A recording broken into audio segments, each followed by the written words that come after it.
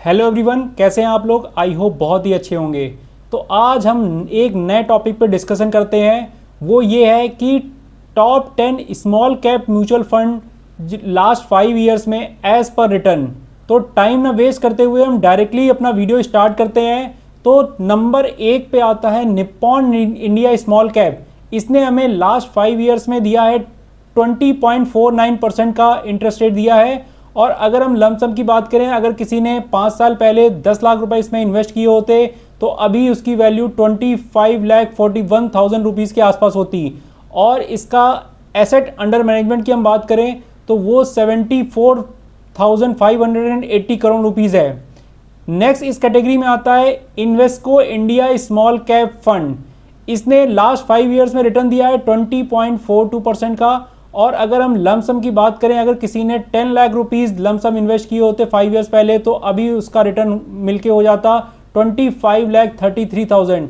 और यहीं पे अगर हम इसकी AUM की बात करें तो AUM है इसका 11,701 करोड़ रुपीज़। नेक्स्ट इस कैटेगरी में आता है बंधन स्मॉल कैप।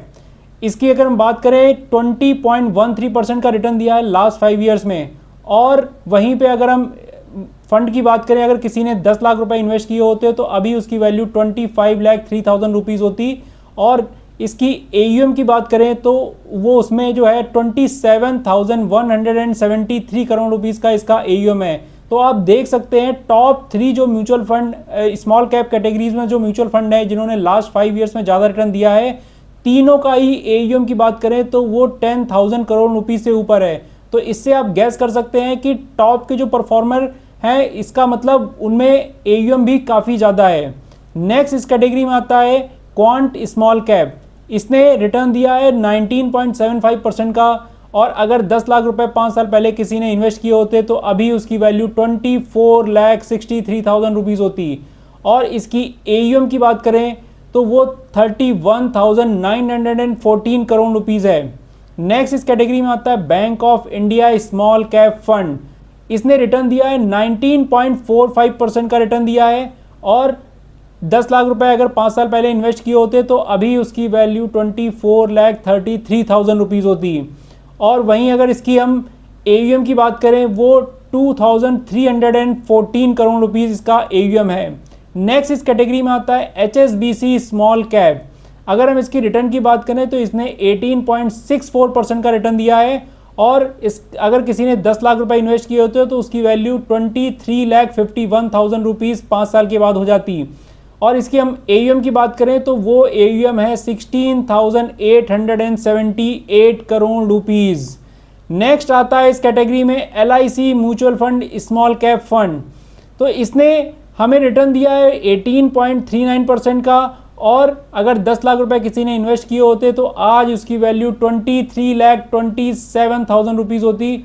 और इसका हम AUM की बात करें तो आप सरप्राइज हो जाएंगे, इसका AUM बहुत ही कम है।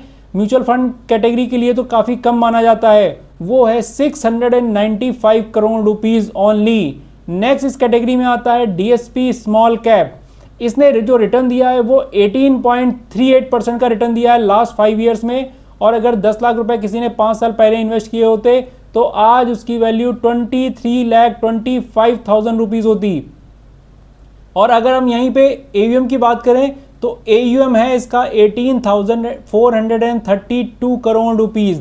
नेक्स्ट आता है Franklin India small cap fund. इसने रिटर्न दिया है 18.18% का। और वहीं पे अगर 10 लाख रुपए किसी ने इन्वेस्ट किए होते तो आज उसकी वैल्यू 23,05,000 रुपीज़ के आसपास होती। और इसका AUM की बात करें वो 13,847 करोड़ रुपीज़ है इसका AUM। नेक्स्ट इस कैटेगरी में आता है वो है यूनियन स्मॉल कैप फंड।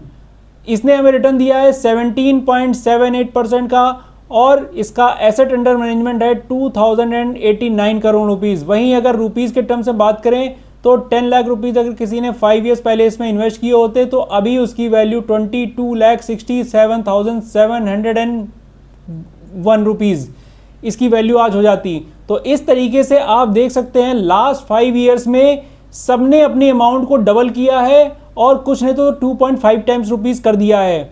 तो इस तरीके से आप देख सकते हैं कि म्यूचुअल फंड में एक लॉन्ग टर्म के हॉरिजन में आपको काफ़ी अच्छा इंटरेस्ट रेट देखने को मिल सकता है।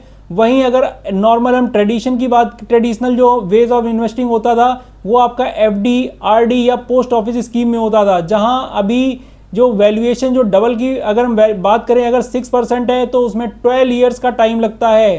तो कहाँ 12 ईयर्स और कहाँ 5 ईयर्स, तो आप इसके कंपैरिजन में मतलब जब तक आपका 12 ईयर्स कंप्लीट होगा म्यूचुअल फंड में, उसका वो मल्टी फोल्ड आपको रिटर्न मिल सकता है।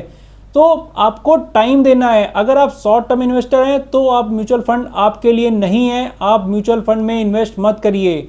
म्यूचुअल फंड में अगर आपको इन्वेस्टमेंट जर्नी अपनी स्टार्ट करनी है तो मेरा सिंपल सा फंडा यही है कि आपको लॉन्ग टर्म के लिए आना होगा, एटलीस्ट 5 to 10 ईयर्स। अगर इतना आपके पास टाइम है तभी आप म्यूचुअल फंड में इन्वेस्ट करिए, तभी आपको एक अच्छा रिटर्न देखने को मिल सकता है। शॉर्ट टर्म में भी आपको पॉजिटिव मिल सकता है, बट सम टाइम निगेटिव भी मिल सकता है। तो इसीलिए मैंने बोला है कि लॉन्ग टर्म जर्नी में आपके लिए म्यूचुअल फंड काफ़ी अच्छा है। आई होप आपको ये वीडियो अच्छा लगा होगा, और अच्छा लगे हो तो आप अपने फ्रेंड्स को शेयर करें और इसे लाइक करें। Thank you.